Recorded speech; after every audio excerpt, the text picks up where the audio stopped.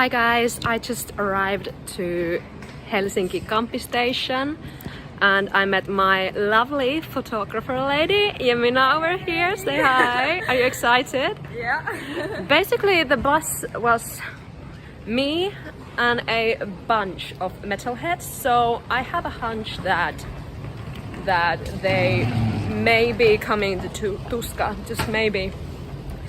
I'm super tired because I had like 4 hours to sleep last night, and I think you had a very good sleep last night as well. Looking very fresh, but still excited. Woohoo! Woohoo!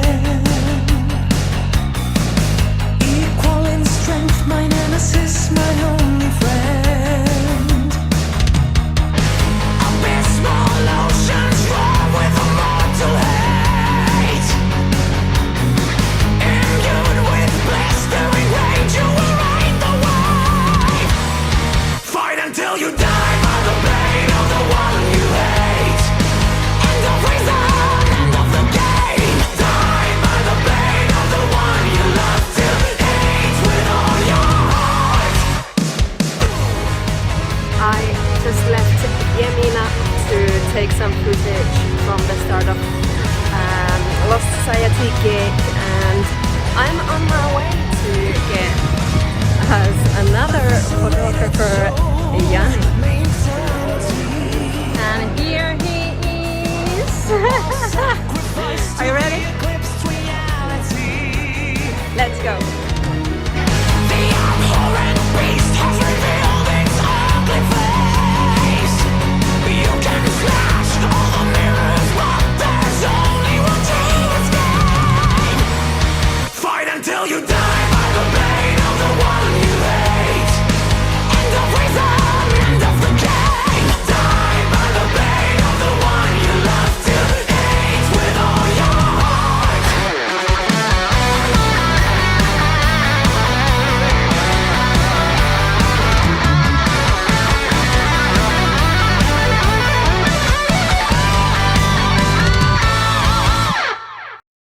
Cool. Welcome to Tuska Festival. We are starting our interviewing series with a power metal punch. Thank you, Anton and Janis, for sharing a couple of words with us. Our pleasure. My followers have been sending some questions for you guys. I will be reading them from here. Are you ready? Yep. As ready as one can be. Okay, this year has been pretty damn busy for Beast in Black, am I right? Yeah, every year is busy. Every year is busy. That's a very good answer. In one way or another, yeah. That's a very good way of putting it. But tell us, what have you guys been up to recently, and what's to come in the near future? Well, playing gigs mostly, especially after COVID years. Well, COVID is still around, but this year finally we managed to start active touring. Yeah. So we really hope to keep it up, like to play as many shows as possible. Just being active. Yeah, on stage. You know, to kind of finally perform the new album live around the world. That's what we've been waiting for. That must be good. Yeah, definitely. Yeah. Absolutely. And to me, it gives perspective. Like, time is a very funny concept, because when we were talking about gigs that happened in 2018 or 19, I was referring to it as if it was last year. And I told Anton, like, hey, dude, like these last 2 years were totally empty. Like, the only highlight was recording the album. And that was my perspective, because that's what my life included. But then he always runs so many things for the band, you know, when it comes to artwork, composing, producing, business stuff, everything. So 2020 and 21 were pretty packed for him. So that was like a very funny concept. Like we had a very different sense of time, you know, but still it's so exciting to be finally back on the stages and do what we want to do, because that's how you push the band forward, I think. That's too damn right there. Yeah. That's great. So Now that you are back on touring, and you said you have touring coming up as well, how do you take care of yourselves? Like physique, energy, voice? he plays Nintendo. Really? Winding down, huh? Yeah, when I have time for that. But I'm really not that great in like keeping, taking good care of myself physically or mentally. Because when I work on something, I overwork, and that's not healthy mentally. You know, whether it's songwriting, producing, or practicing, or doing business stuff. You know, you gotta have some kind of breaks in between. But usually I go all into it. Yeah, are you a workaholic? Yeah. He has made it. Simply put, yes, that's the problem. But Okay. Janis is better like taking care of himself. Like Nowadays. you have more the self-discipline than me. Like some kind of a schedule, daily schedule. Yeah. You have better control of that than I do. Well, on this last tour that we did in America, I really decided that, okay, I don't care what's gonna happen, I have to maintain myself somehow, because I don't know how many concerts was it in total. Like we had 20 headline shows. All in all, it was 28 shows. Okay. Oh, wow. The headline and night of support. So 17 headline shows and another 11 with Nightwish or something like that. And I was like, okay, especially the headline shows are really gonna be on my limit, because I cannot pull it off for longer. It's just the songs are too demanding. I don't even think that they're really composed for a male voice, you know. And I think both me and him know that very well. And so I was always going almost every day to play with our bass player Mate. We went to play basketball almost daily. We took a long walk for every city that we could. Sometimes we were even hiking, you know, up in the mountains of America. It was really beautiful. And I was like, okay, I don't even care if I sleep much, but I want my body to be active. That's the most important thing. Even recovery happens better when my body is active, for me. So I guess it kind of worked. I survived, at least. Yeah. On the other You need tours, movement. yes. On the other tours, I was just staying in the bus for the whole day, and that made me really docile. That made me really like passive, and that was not good. And I was not enjoying so much, Yeah. because you just live in the tour bus. You don't see anything from the cities that you go to. And you also need so much energy on stage. Oh, yeah. So if you're just like making yourself smaller, it must be harder to Absolutely. gather that energy on stage then as well. For us, and I think especially for heavy metal singers, it's more like doing a marathon with a sprint tempo. Yeah. That's how it feels to me, because I move a lot on stage. I sing the stuff as it's supposed to be sung, and it's not easy to do both. Well, yeah, Yeah. too right.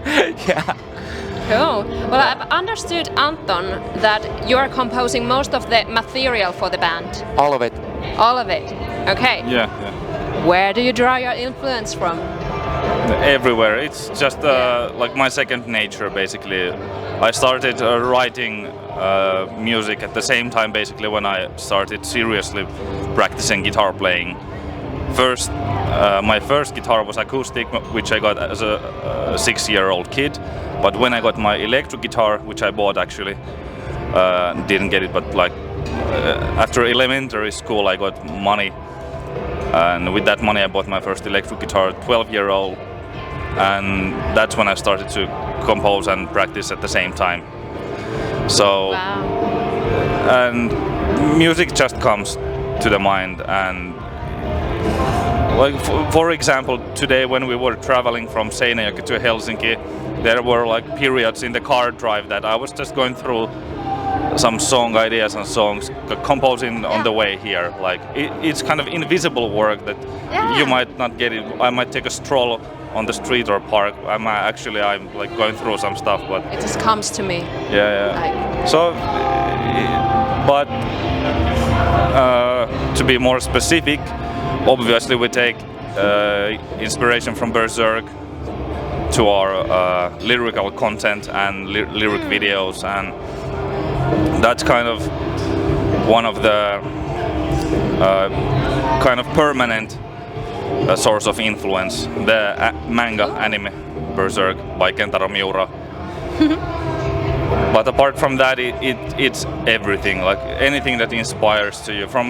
Well, a lot of stuff comes from my own life. It's personal, but also I try to sometimes integrate it to the Berserk songs.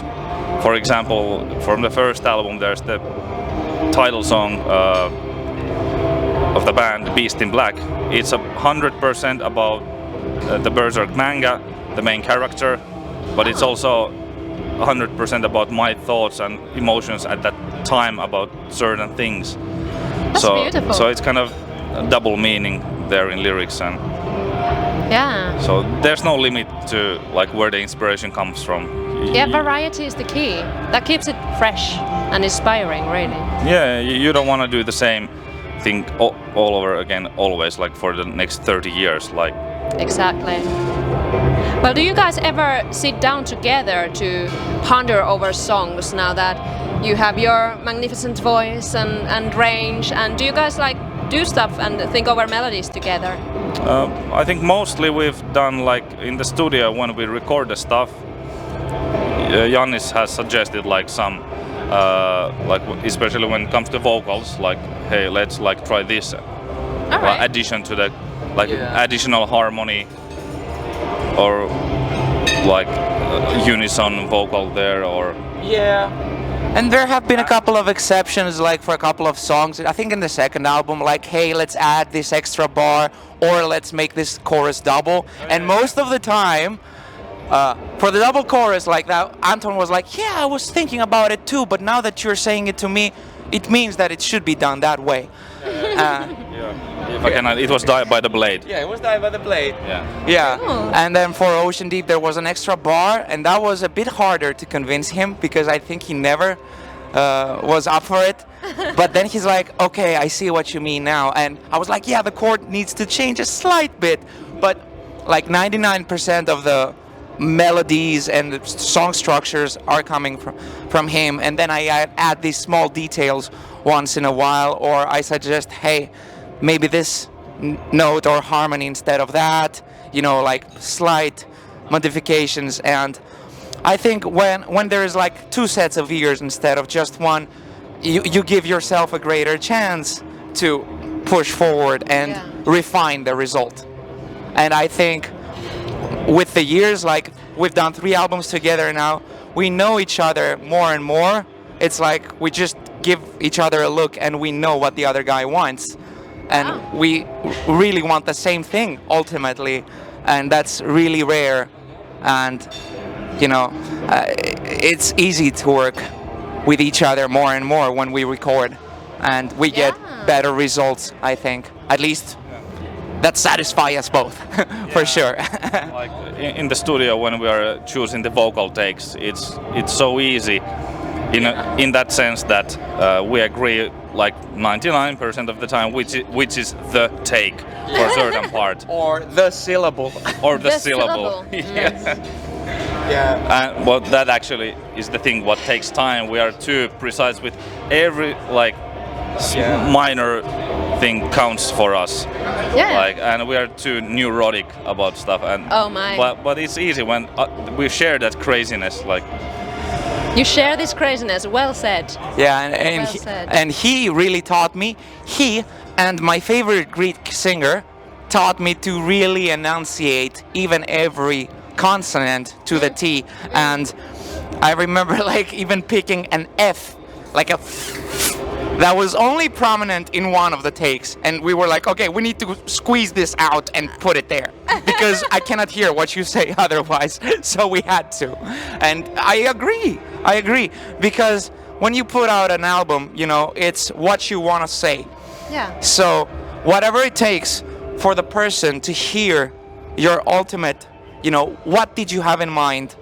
Okay, that's what I had in mind. Live performance is a totally different thing. You can go like 50% quality there, and it will still be awesome. And I mean quality by, you don't have to go that nuts about Yeah. enunciation or like, hey, the dynamic was a bit too strong here. Yeah. No, it's organic and it's, it's live. Yeah, and you Yeah. just need to pay attention to it. Yes. And yeah. when you pay attention to it, you start doing it more subconsciously all the time. Exactly. That's the way. And of course, when you have already recorded it, it's already printed in your minds. So you already kind of emulate what you did in the studio quite much. At least I do. And then the more you do it live, you give your own spin to it more and more. And it becomes a living thing of its own, for example. But for the studio, it's about printing what you envisioned, I think. Yeah, exactly. Both. I agree 100%. Yeah. It's what you wanna have there that will remain for the rest of eternity, or until the world disappears or something. Burns. Amen. It will burn. Amen. Well, this one goes to both of you as well. What is your favorite chord? Chord. Chord. I don't have one. It's all about the context, Yeah, where yeah. the chord is, and Like you don't discriminate minors or majors. It's just the concept. it's like choosing which is my favorite limb. Yeah, Like, yeah, which- yeah. I know this is a hard question. Yeah, yeah. Some musicians really love to answer to this. It's like G major 7. The next question. It's close to my preference. If I would pick a key to be in, it would be G minor, but I love ending a song on a G minor 6. Ah, So you have an E 6. in the G minor. Yeah. That's like perfect ending. It has to end with a 6. It Like never jazzy. it never ends on a straight chord. It has to Yeah. end on a 6. It needs We to have have one some. like that. Yes, exactly. Hardcore. And I love how I was like, there was the brass section and everything in that song, and when there's a drum break just before the final chord, ta-dam-bam, and I was like, is it gonna be? Is it? Yes, yes, yes. It's so James Bondish. I love it. I love it. Yeah, it is very James Bond. Didn't know that that's your favorite. Yeah, yeah. That's the favorite Beast in Black ending for me. Well, now you know.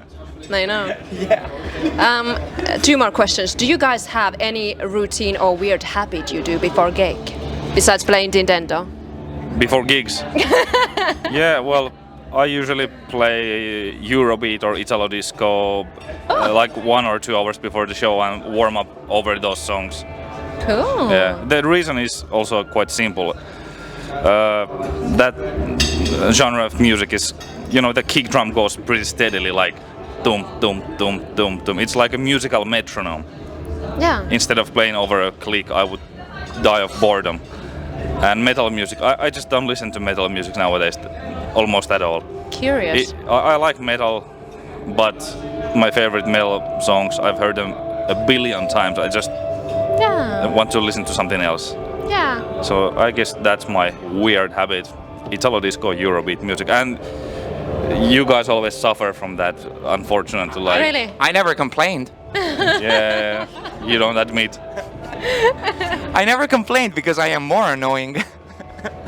I always do like lip trills and then the NG sound, and then I start singing some easy songs, usually Greek songs, like they never go above an F4 or maybe G4 at maximum, and that's it. Just to get used to the actual singing mechanism, because it's a bit more unpredictable, like the breathing, for example, is more organic in the actual song rather than in a warm-up. In a warm-up, it's always steady.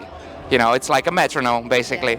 So you can very much control it, but when you actually sing, it's a bit of a different story. So I try to do both before I go on stage. And maybe like 2 minutes before the show, I'll try a couple of high notes to see where I'm at. And if I struggle, I'll try them a bit more, and then I guess I should be ready. So I try not to push it too much with a warm-up, Yeah. because I want to save the best notes for the gig. Well, exactly. Yeah, Yeah. at least that's how I feel. Yeah, you And don't push-ups. have to overdo it, so you don't strain your voice too much before Yeah. doing like an hour and a half. And I'm a very fond believer that if the body is warmed up, then you're ready to go. Like that's why I try to do some push-ups, maybe some biceps if I can, something to warm up my body, and maybe look good in a sleeveless shirt as well. So yeah, I try to do something like that before going on stage, and it usually helps. That's the combo, I guess. Okay. I have one more question for you guys before I shall leave you to your gig preparing habits. What is one song that people should add to their playlists this summer or this year? One song. One song that who people should add to their playlist. Yeah, any song. Any song. Yours or somebody else's? Well, what was the name? Wait. Dave Rogers song. Dave Rogers song. What? Holiday. No, that's Dan Harrow. Dan Harrow. Yeah, Beat of the Rising Sun by Dave Rogers. Oh, okay. I'm sure you've played that to me. Right? Yeah, it's like. Oh yeah. Yeah. It's that one. For me, it would be Dua Lipa Levitating. I'm listening to Dua Lipa like all summer That's since. a banger.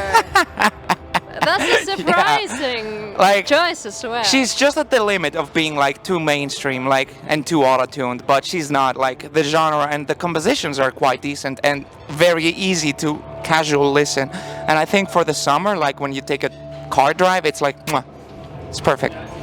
Yes. Beautiful. Well, there's some food for thought from Anton and Yanis. Thank you for this interview, guys, so much. Thank It has you. been a pleasure. And you're still yet to play today. Smash your gig. I'll be dancing my socks off in the crowd for sure. Awesome. Thank you, guys. Thank you. Thank you. Fight until you die.